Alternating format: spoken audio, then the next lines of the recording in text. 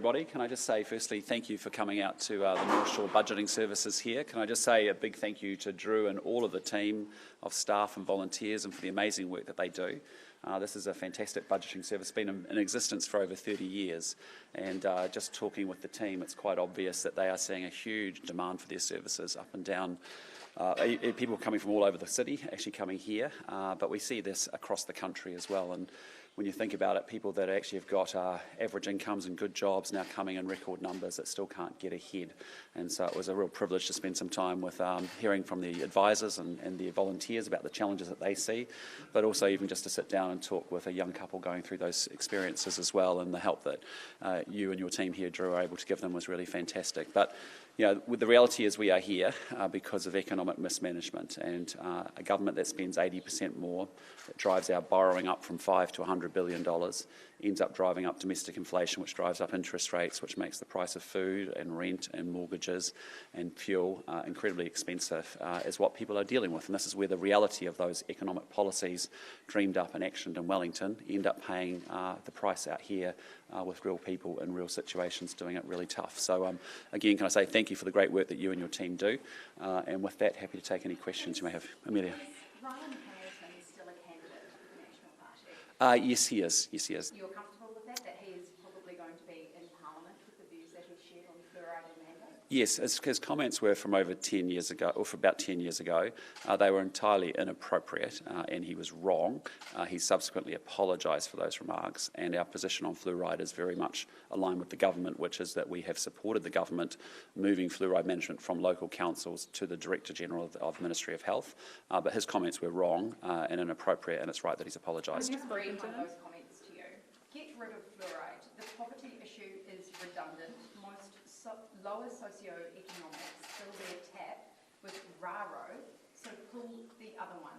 That man is probably going to be an MP for you. And those comments are utterly unacceptable, and they are wrong, and it's right that he has apologised for them. That's entirely appropriate that he has. I would expect him to do that. Those comments, I find that they're offensive and they're wrong. What are his views now? His views is the National Party, and he's come out very clearly and said that very strongly, that actually fluoridation in water is important, which should be led by our health, it should be led by our Ministry of Health, not by local councils, and that's been our position. And on mandates as well? Sorry? He held those views for more than 2 decades, and then now he's suddenly changed. I think the comments are from maybe about a decade ago, as I understood it. No, in 2016, right. He had an anti-fluoride comment, which he said that he had been anti-fluoride for 22 years. Well, he may have been, but our position in the National Party is very clear that we are pro-fluoride. It needs to be managed by the Ministry of Health in consultation with local communities. That's our position. He's apologised for those remarks, and he's fully aligned with the National Party position. What comments about lower socioeconomic people? Oh, that's completely inappropriate, and that's it's inappropriate, and he's wrong, and it's right that he's apologised. Why is the National Party hiding him? Well, I'm not aware that we are hiding him. His comments are wrong, they're inappropriate. He has apologised for them. Our position on fluoride's really well understood, and he understands and is in that position. On that RNZ's tried to... Well, I'm not aware that we haven't told him to front. I'm just saying. RNZ has been trying to speak to him for a number of days and weeks. So why is? Well, all I'd say to you is that his comments have been his comments are wrong. They're inappropriate. He has apologised for them. I can follow that up with our team first. Why can't he, Mr. Luxon? We were aware of his anti-fluoride comments because he was a long-serving local government councillor, if you remember, in Hamilton, and so they were well known. And you thought it was okay with him? Well, the comments are well known, but his position has changed. And so I just say to you, like as we've had a number of issues, is that if everyone's going for their record of what they said 10 years ago, and you won't have anyone going to Parliament. But in this case, his comments were wrong. They were totally inappropriate. He has apologised for them, and we accept that. So you in August, the National Party put out a press release attacking Deborah Russell for her earlier views about 10 years ago in a blog post on tax. I mean, this is hypocrisy defined, isn't it? No, I disagree. Look, I mean, his comments are wrong. There's no getting around it. They're inappropriate, and it's entirely right that he's apologised for those comments, and he has changed his position subsequent to those remarks. How can you make a comment like that when the National Party put out a press release criticising Deborah Russell and ridiculing the Labor Party for her holding views 10 years ago, and yet today you're saying it's all fine because he's apologised and he's just changed his mind. Well, different. It is exactly the same thing. Well, she's also was associate, finance. She's also revenue, I think it was. She's also a member of Parliament, and she's part of the financial team that is in government. But I'll just say in this case, you're right. I mean, the comments are inappropriate. They're wrong. They're not. He's apologised for them. What Why is can the his National view? Party change its views 10 years later, but other parties can't change their views? Well, in this case, all I can talk to is this particular issue, Do you which not is see the hypocrisy? what I see here is an individual who made some comments that were wrong, inappropriate, and offensive, and they shouldn't be made. But he has actually acknowledged that his position was wrong. He's changed his position on fluoride, and he's also acknowledged and apologised for those comments. That's all I can ask for, right? About the comments he made about you, saying that you needed to explain your mandate position. Well, again, our mandate position has been very clear. At the time, we supported mandates. But he What's his clearly- position on that?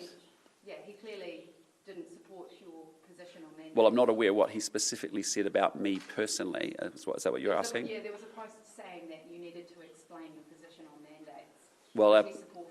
Well, our position was that we supported mandates at that time, right? What is his that was position, Mr. Luxon? and his position was that he actually is fully vaxxed himself. He was a local councillor who was position on that? arguing at the time, as I understand it, that actually people should be able to come into council buildings whether they were vaccinated or unvaccinated. That was his position at the time. Is this the quality of candidate the National Party is bringing to Parliament? Well, we're bringing a great set of candidates to Parliament. You can look at our candidates up and down this country. We've worked incredibly hard to attract some amazing people.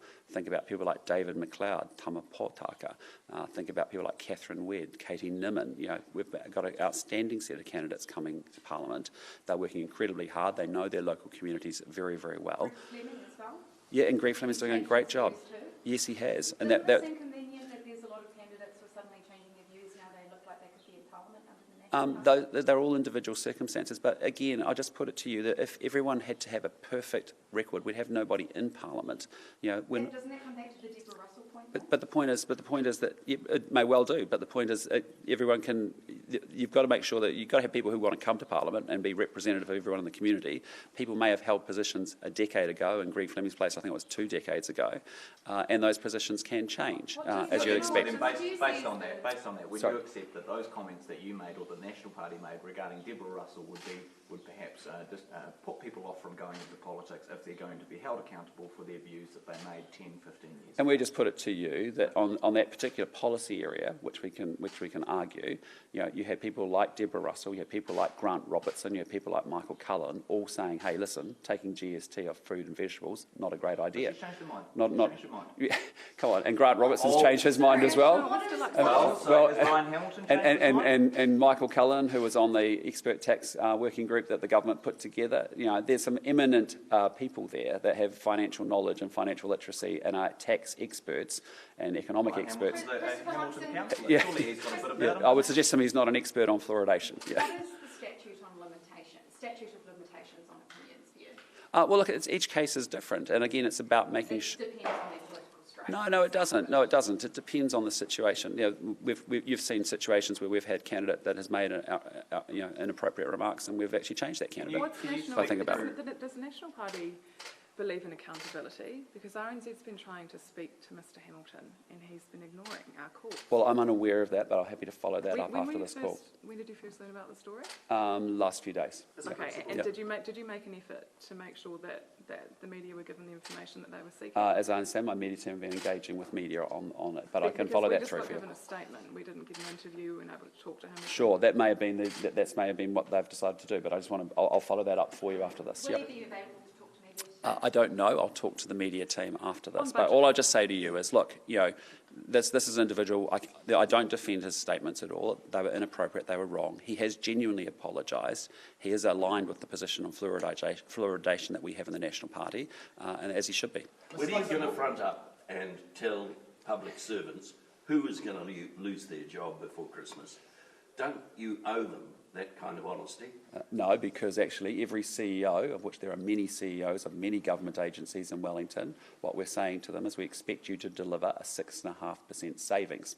How you determine and deliver that savings could be a mix of things. It could be actually stopping wasteful projects that we have got no intention of funding or continuing to be, that just aren't working. We're going to stop that.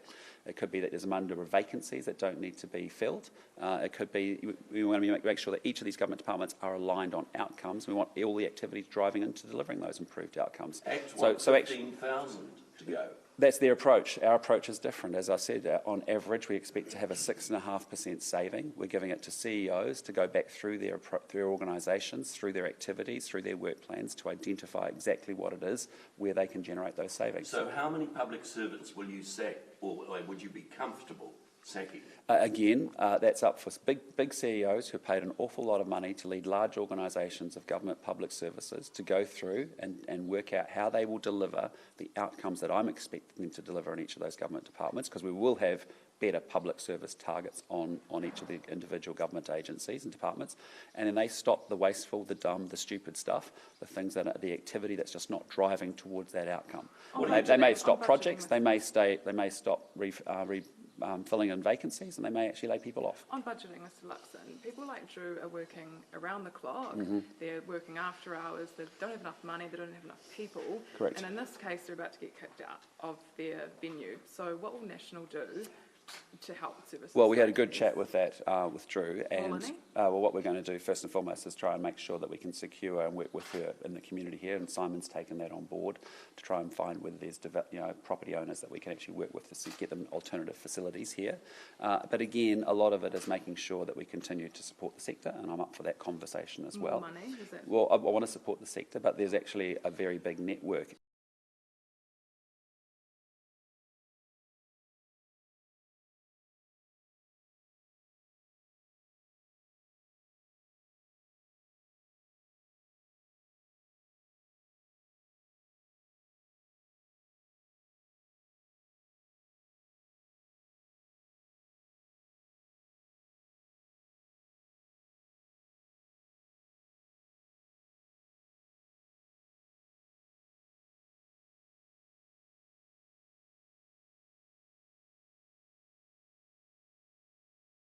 space over the last year with the different organisations involved, but I really value what they're doing, and I'm very supportive of what they're doing, because it does actually transform people's stress levels and anxiety levels when they're facing financial distress as they are. You coined the cost of living in Yes. Parliament. You're now at a budgeting service in Takapuna. Yeah, I've been at many of them. To possibly win the election, and you Yeah. won't put your money where your mouth is. This is a cost. No, of they living issue. rest assured they will get the support that they need, because they're doing great work. They're delivering outcomes, and it's exactly what I've been talking about.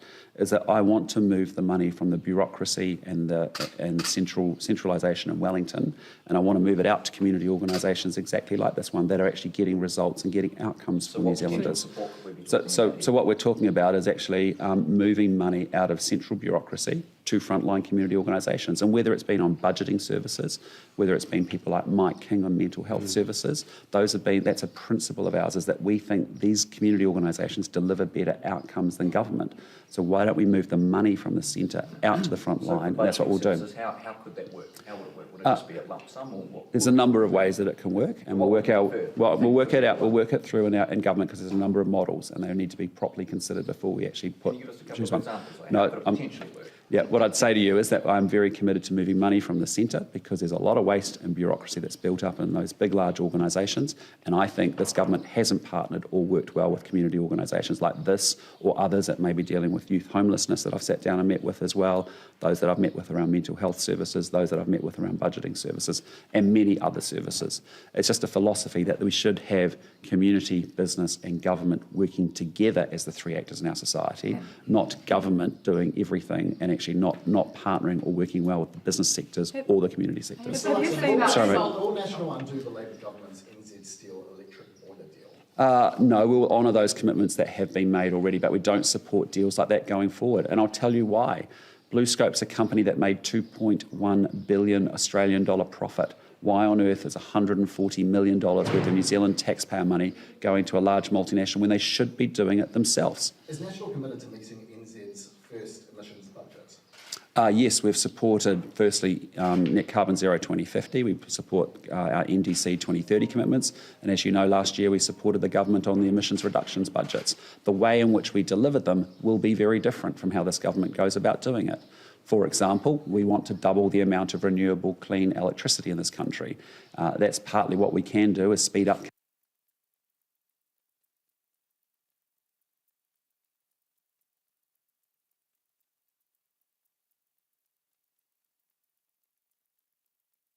upgrade. No, it has. It But has. you've got the call-in procedures now, which they're using for wind farms. And exactly, and under this government, under if you think about a particular wind farm, it took 8 years to consent, 2 years to build it, 10 years to get the benefit of it. When it powers up 100,000 homes, we've got to accelerate that. We've got to do more of that so that we can actually get more of that investment flowing, so we can actually double the amount of renewable electricity, take a third of our emissions off the table. Speaking of renewable energy, I have a question about solar panels. Yes. National support subsidising solar panels to encourage. I haven't seen the detail of the policy, but again, our approach is to actually double the amount of renewable electricity and say, what is it uniquely that government can do to actually speed up that adoption of renewable electricity? Because at the moment, as you know, if we were all to move in transport and into manufacturing full on to electricity, we don't have enough supply.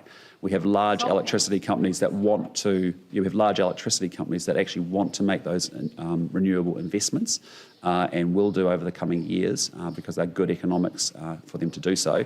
But we need to play our role in government, which is actually around speeding up consenting times, setting up EV charging networks, for example, across the country, as we talked about in Christchurch last week. Labor is pledging $4,000 solar panel and battery rebate. The details, hearing that, what are your thoughts? Oh, look, I haven't seen the detail of it, and like Labor, most things are in the detail, and like Labor, most things don't get delivered. So I'd have to have a look at it. But what I can tell you is we are deeply committed to doubling the amount of renewable electricity in this country and doing so quickly, because we think that will make the transition from fossil fuels to clean energy much quicker. Obviously, that's the thing that bends our emissions curve and gets it moving in the right direction. Should all state houses have solar panels on them? Well, I think what should happen is we need to build more state houses first and foremost to get the 24,000 people that are on a wait list actually housed in a good home.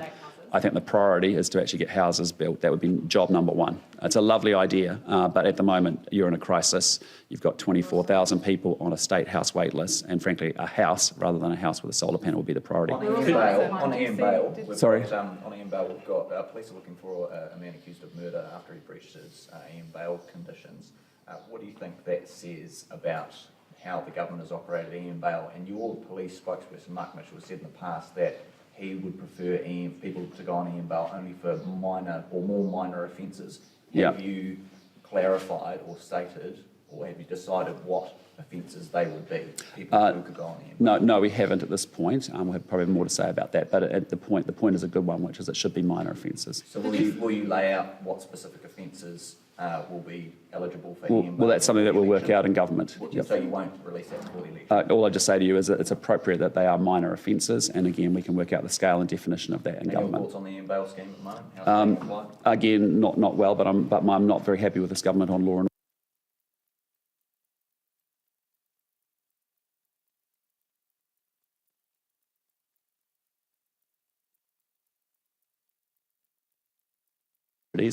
That is the story. It's bullshit. It has taken 8 years to get a wind farm consented. I went to one of the biggest ones in New Zealand. But and it saw doesn't now take 8 years to get one. Well, it has, Richard, and they've had 6 years in power and done nothing about it. And that's the major thing with this government. It's all talk, no action, all spin, no delivery, saying it's so but doesn't make it so. You're spinning. No, I'm just saying to you, that may well be the case now, but it hasn't been the case. They've had 6 years. They haven't had 6 years. Oh, we'll see. The RMA reforms have been a debacle. They are actually slowing up people wanting to make investments around renewable electricity because there are more layers of approval that have been added in, a lot of untested concepts that will be before the courts for a long period of time. And that's why we've said that we will actually unwind the RMA reforms that have been passed. Did you see what happened at ACT's campaign launch? Just briefly on the news yesterday. Yeah, what do you make of it? And do you feel safe campaigning? Oh, absolutely. You've got a lot of security around you, and it does seem like things are getting testy. Look, no, I've been spoken to 10 or 11,000 people and back on track tours over the last 4 or 5 months, and I felt completely safe. I haven't felt that personally myself. Should anyone who assaulted anyone at that comments be charged? Well, I think that's an issue for the ACT Party and for David Seymour. It was good to see him saying that he was going to be taking that very seriously, as he should. Would you urge your supporters to allow the media to do their jobs at political events? Yes, I think we do. You oppose the clean car discount and you won't commit to a solar panel rebate. What does the National Party propose to actually incentivise individuals to uptake renewable energy? Yeah, so some good examples are that we have recently announced last week in Christchurch the fact that we want to build out a number of EV chargers and build a nationwide EV charging network, 10,000 EV chargers. We have just over 1,000 at the moment. We have a ratio of one public EV charger for every 95 vehicles. If you look at somewhere like the UK, similar size landmass, it's one charger for every 20 vehicles. And so really we know now that actually consumers are going to choose these products of EVs because they're great vehicles and customers and consumers will choose them. When you look at the manufacturers and you look at their forward production rates, they're going to be producing an awful lot of EVs, which actually gets the scale benefits and gets the prices down. And you've already seen that even over the last year and a half. You've seen prices of EVs come down, which is exactly what they should do, and they'll continue to come down over the coming years. But the major barrier is range anxiety for electric vehicles at the moment. And living in a country like ours, where we're reliant on roads and we're reliant on travelling and travelling by vehicle, we need to be able to build out a charging network. And what we've said is we'll do that in the same way we did ultra-fast broadband, using the same methodology, the same partners to be able to do that, which will be essentially our National Infrastructure Agency, which is what we call Crown Infrastructure Partners. So we're really, that's the next thing to unlock and continue to the drive and the adoption of electric vehicles, for example. What about domestic solar? Again, I haven't thought too deeply about it. I mean, I'm focusing on how do I actually double the amount of renewable electricity in New Zealand, which is a big strategic challenge for our country so that we can make these transitions going forward. Solar plays a part in terms of solar farms, wind farms, geothermal. We have rich and abundant, renewable energy in this country, but we now need to commercialise it and actually lead that to doubling the amount of renewables that we have. Sorry. Tomorrow you're heading into your first debate.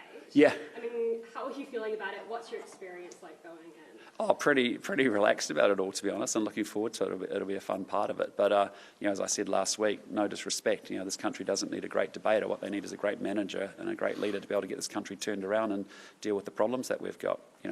We are... Like in high school? Did some debates in high school, three or four, I think. Yeah, back in 1988, but I wouldn't say that counts. We're up against a very good debater. I mean, Chris Hipkins, champion university debater, best debater in Parliament, although I've upset Chris Bishop with those remarks, I suspect.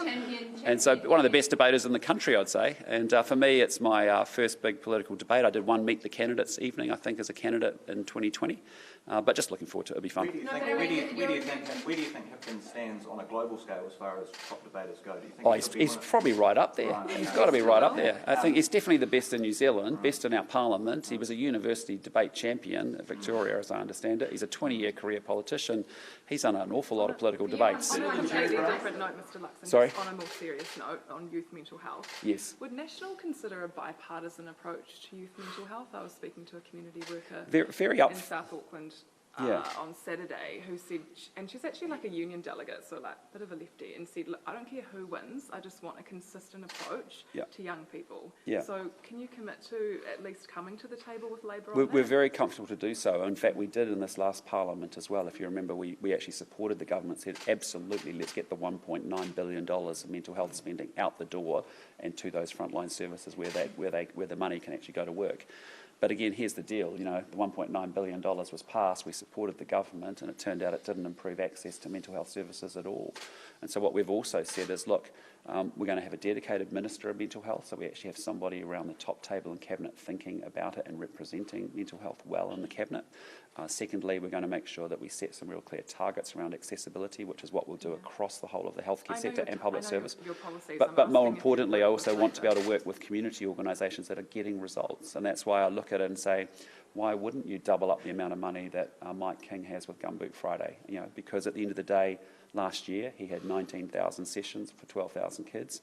$2.5 million, I think what it cost him, and he's getting outcomes and results. So why don't we move the money again from the centre out to community organisations that are getting those outcomes and actually get the job done? Yeah. Do you understand, though, this worker's frustration with the politicking of issues that she's on the ground dealing with? Well, I'm not in government, and I've supported the government with a $1.9 billion ask that they had, and that's, I thought, was very constructive and bipartisan, because I agree with you. I think issues of mental health actually is a Kiwi New Zealand issue, not a political party issue. But I'm interested in getting outcomes. You know, I have a mother who's a psychotherapist counsellor. I've had a brother who's worked as a social worker in acute psychiatric services. You know, I understand the challenges that are in the sector, but actually we're not getting outcomes or results. We've made good progress in reducing the stigma around mental health over the last 15 years, which is fantastic. But now it's all about delivery and access to services. But when you are short psychologists, when you are short psychiatrists, when you are short social workers, and when you've got great community organisations that are getting good results, why wouldn't we want to scale them up and power them up to actually get more results? And so that's actually about what you do as a manager to actually move money from one set of activities to another set of activities where you think you can get a better return and better outcomes for New Zealanders. On New Zealand First, and I'm going to use one of your lines, I'm going to be really clear what I'm asking you. I'm not asking you whether you're going to work with him now to answer that. You've said, when you talked about Te Pāti Māori, that you deal with Winston or New Zealand First another day. Can you confirm whether you are going to state whether National will work with New Zealand First, whether you are going to say that before or after the election? Well, what I've been saying consistently is... I was really clear. No, I heard you. What I'm saying is that I am only focused on maximising the National Party vote and making sure people understand what's at risk with this election. If they want strong economic management, they need to party vote National to get a guaranteed change of government. Yes, that's not the question. Yep. MMP is a system that New Zealanders have voted for now 2 or 3 times. No, that's not the that question. is the system. That's not the question. And then I have to Can you form a state- coalition can government you on the other state side of that. whether you are going And to as I make said, that my commitment? preference is to work with National and ACT, Yes. and I think that we can do that in a very constructive way. But this is something Going that forward. your voters, this is something Yep. that your supporters say they want you to do. I was at your public meetings, they said that they want you to rule out Winston. So regardless of whatever the decision is, they want. And all I can say to you is, So can my you just position hasn't say- changed from can yesterday. you just say Winston whether isn't... that is going to come Yep. before or after the election? What I can say to you is, I am not thinking about New Zealand First. I'm not thinking because they haven't been in Parliament. So it's They're gonna not a come consideration. Does that Yeah. mean that it's going And to at the end of come the day, I have to make a government work on the other side of an election, and I have to use the So is it MMP gonna come system and after make or sure that we before? can put a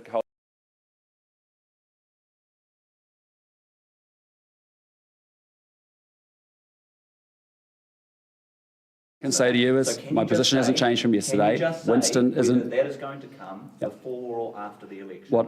What I can say to you is, I am not thinking about New Zealand First. I'm not thinking because they haven't been in Parliament. So it's gonna They're come not a after then? consideration. Does that You know? mean that it's gonna And at the come end of the day, after? I have to make a government work on the other side of an election, and I have to use the So it's MMP gonna system come and make after sure or that we can before? put a coalition together. But as you've seen in many, many polls now for many, many months, our own internal numbers that we look at very closely, we can do this. We are able to form a government Before or as after? national Simple with question. Before support or from after? ACT. That's what we're focused on. Just, I think we have covered canvassed this before, but just another time for clarity.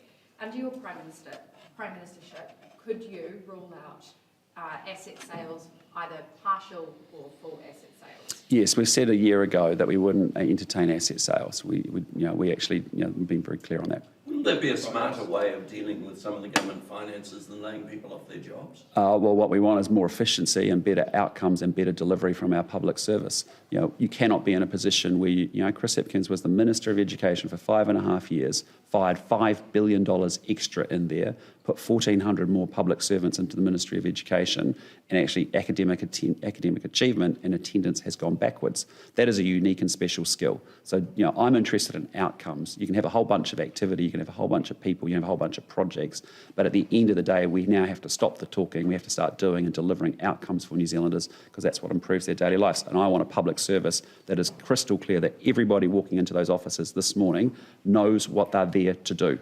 They're not there to muck around, they're there to actually deliver better immunisation rates, shorter waitlist times for surgeries or for specialist appointments, and I want that across the whole of the public service sector. But John Key saw partial privatisation as a pretty significant answer to some fiscal problems. Yeah, and our position is that we don't need to have it, and we're not entertaining or thinking about asset sales at this point. Yep. Thank you. Awesome. All right. Take care.